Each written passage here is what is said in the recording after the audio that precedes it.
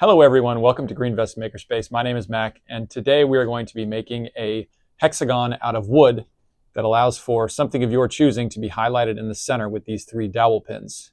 I chose the boutonniere that I wore on my wedding day. Shortly after we got married, my wife dried the flowers and then sealed it in epoxy resin, and I didn't quite know what to do with it until I came up with this idea.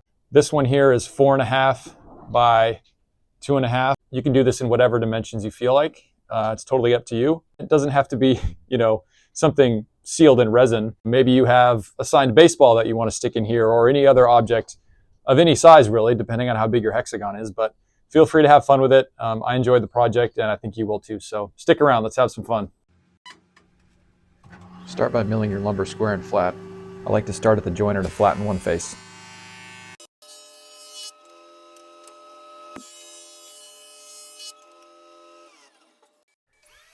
Then move over to the planer to make the opposite face parallel to the one that we just jointed.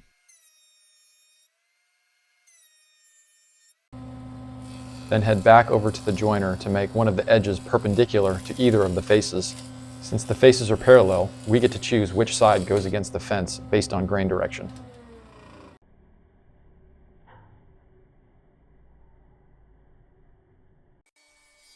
Now we move to the table saw to rip to final width, with the edge that we just jointed up against the fence.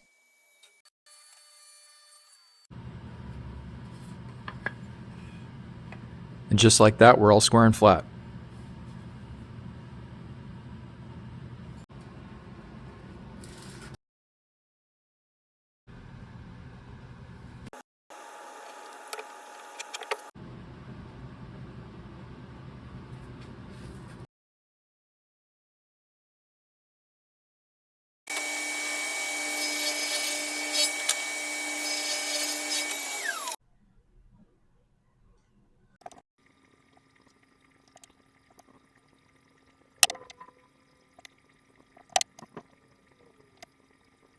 We want to set the hole depth to just the exact thickness of the stock that we're trying to drill through. We just want the point of that bit to show its head on the other side of the piece of wood that we're cutting. So to do that, here's a piece of scrap offcut of the same kind of wood. Lock that into place. Take the piece of wood that we want to drill the true hole in, finding its depth right there, locking it into place. So now when we lift this up, drill down, it's only going to go that deep. Put these in.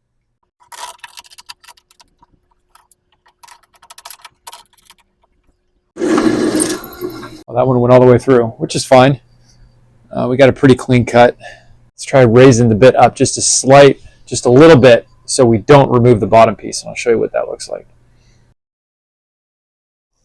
What I'm showing on camera here is actually the opposite of what I wanted to do. I'm increasing the cut depth by raising those screws. I should have lowered them to reduce the cut depth. Think, McFly! Think!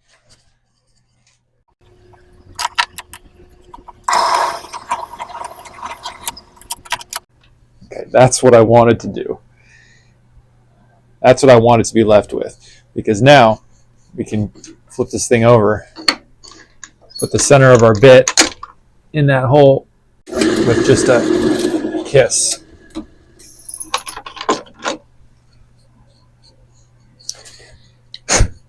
Yeah. But honestly, the other one doesn't look too bad anyway. So this is what I was trying to do, but because I'm kind of an idiot, I was doing that. But that's all right. Don't forget to zero your angle finder before you stick it on the blade.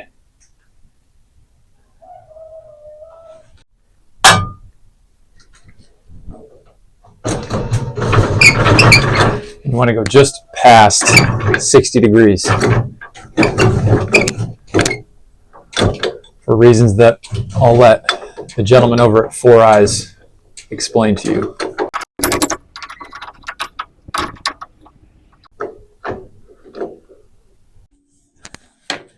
Since most of us probably don't have a zero clearance insert plate that's specific to a 60-degree angle, one quick and easy way to make safer cuts with this 60-degree angled cut that we have here is to put some tape over the throat plate and then turn the saw on, raise the blade up. That way our offcuts from these 6 pieces won't go flying down the throat plate.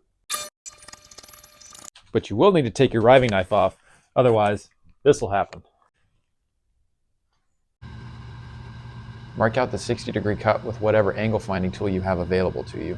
I used a combination square. Marking this out will make lining up the table saw blade to the piece of wood much easier. Alright, so I've got my blade height set, my stop block over here connected to the rip fence, so I push the piece over, slide it on through, boom, flip it over, repeat 6 times.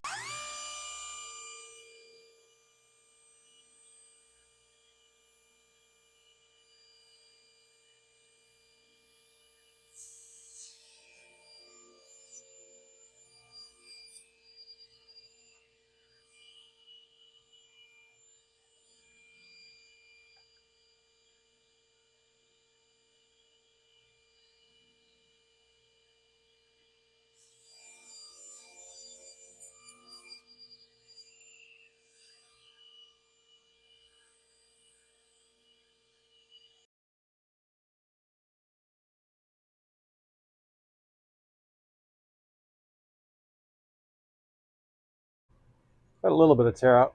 We'll see how we can clean that up. All right, so here are our 6 hexagon pieces laid out on 2 rows of masking tape. 2 rows because that just helps with applying even pressure across the width here.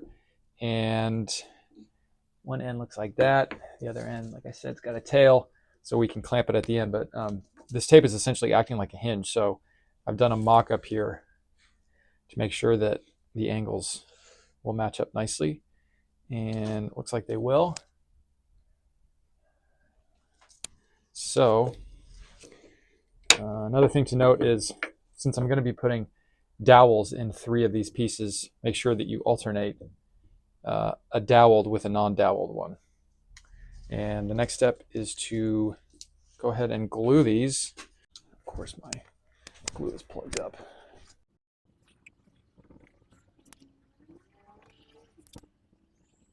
Since we're partially gluing end grain here, I might smush these together, smush the joints together, so it's nice. The glue's nice and evenly distributed. Let it sit a bit so the end grain can soak up that glue, and then put another layer of glue on after, before taping it all shut.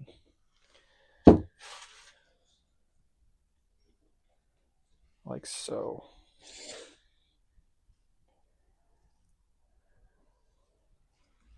Oh, forgot the last one.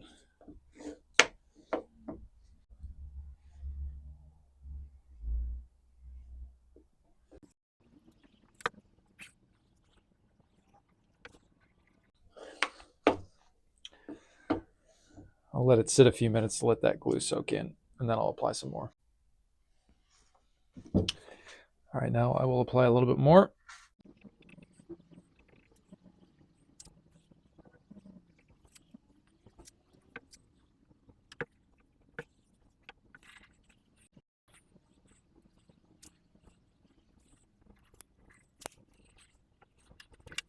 Once you like how it looks, just take the tails of your tape and bring them on up. Oops.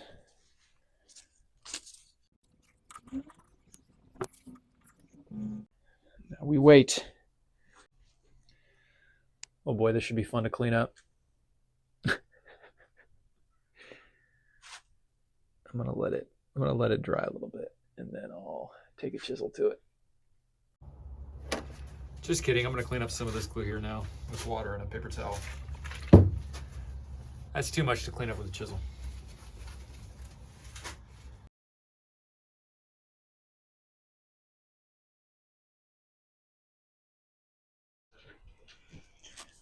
All right, let's see how we did here.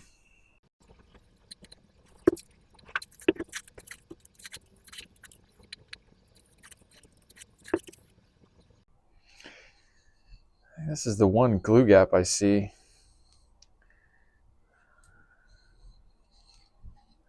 Not a huge deal. We'll clean up the rest of the glue with, there's actually not a whole lot of glue. But we'll try to get rid of that stuff with some sandpaper. Round out the edges a bit, and we'll get it cleaned up.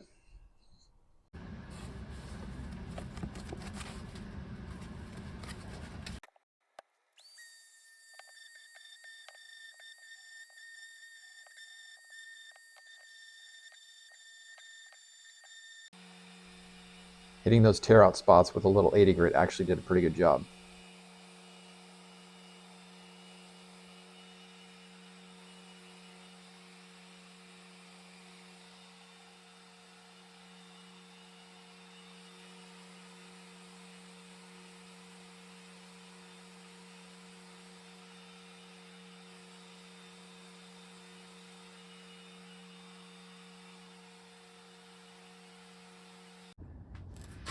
Now we'll do the same process for 120 grit and 220. All right, in an effort to hide that imperfection, it seems to be the one gap we have. In order to hide that, I have collected some sanding dust from this same material on a scrap piece of this, and I did it with just a hand sander because my sander kind of just spits dust into its wake, and I can't really collect it. So I just manually hand sanded some on the side. It was easy enough. And I'm gonna make a little paste out of this with glue, and then I'll jam it in there, let it dry, and we'll sand that off later.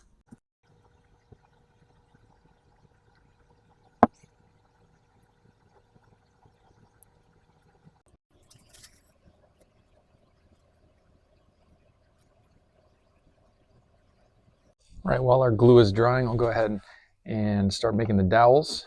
I'll estimate the length of them first. That thing roughly in the center. It's just past 2. I'll cut them at 2 1/4. I'll cut 3 of them at 2 1/4, and then we'll center that thing up in the middle, and then at the end, we'll put the dowels through the holes and then trim off the excess with a flush cut saw.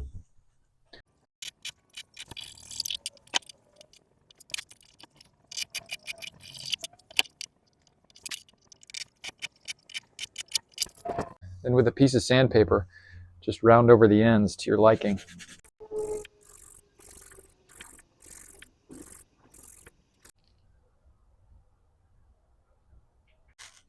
Yeah, so I'm trying to find the best work positioning to sand the inside faces here.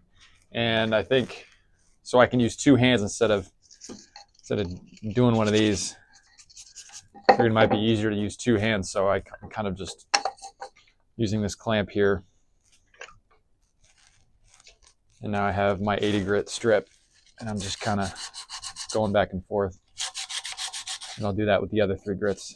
But yeah, I really like this table. This is a design from 3x3 Custom. I'll leave a link in the description, but it's very handy since I've got such a small shop. It fits in here nicely. It's portable. So far, it's fit a lot of my needs for the size of projects that I do, but it's got these risers on the end that help you hold things against the end if you need to. We've got some holdfasts, some dogs. So I really like it. Give it a look. Highly recommended. Not too hard to build and pretty inexpensive as well. So yeah, give it a look. All right, here's the joint we filled after we let the glue dry a little bit. I'm just gonna hit it lightly with 80 grit sandpaper as before.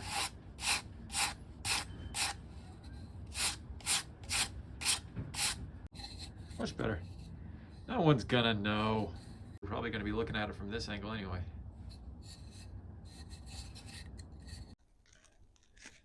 All right, I've sanded it down to 220, and now I'm gonna take just a bite off these sharp corners here with a hand plane and a 220 hand sander, just to round them off a smidgen. You can only really hand plane on the outside edges. I can't get a hand plane in there, so I'll probably end up just sanding that, but the hand planing should work for the outside edges. Get these really fine, really fine.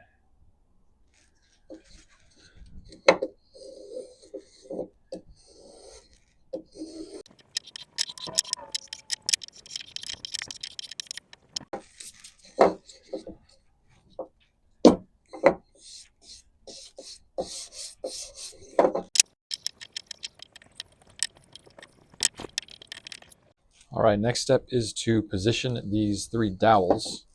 I switched to a white colored wood. I just thought it would look better in the end with the wood that we have here. I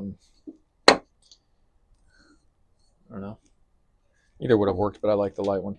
So what I'm going to do is I'm going to tap each of them in to some degree and then kind of slowly creep up on centering this. And then I won't glue any of the dowels in there because I just don't want to have to deal with glue cleanup anymore since everything's sanded. But since this thing's not really holding not much weight, I think the friction of the dowel in the piece of wood will be enough to hold this thing in place. So I'll start carefully hammering these in.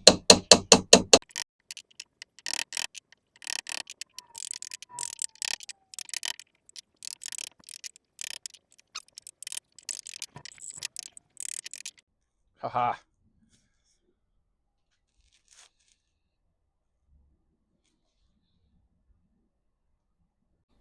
Now what I'll do is I'll flush cut what's left over. And then that'll be that. And then we'll put oil on it.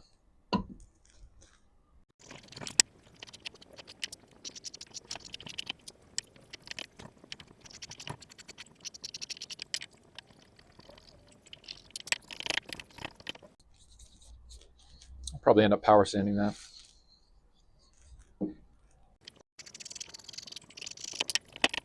All right, now I'm going to finish it with Milk Paint's Pure Tung Oil. I like it because it's easy to apply. There's no stink to it. Makes the wood look good.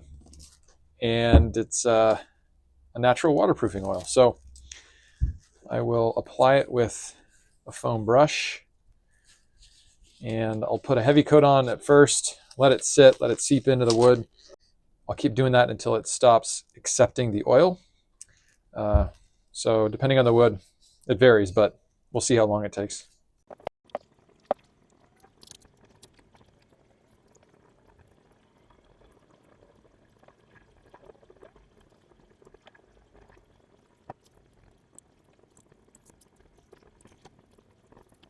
All right, here it is after 2 coats of tung oil, and then I rubbed off the excess oil with a rag.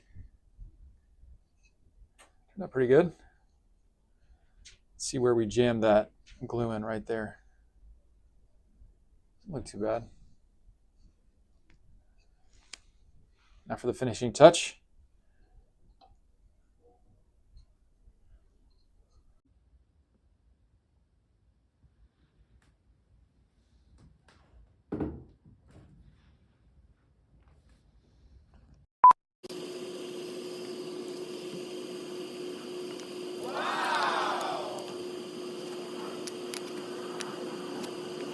And then once it looks like it has absorbed some, I will put another layer on and keep doing that until it stops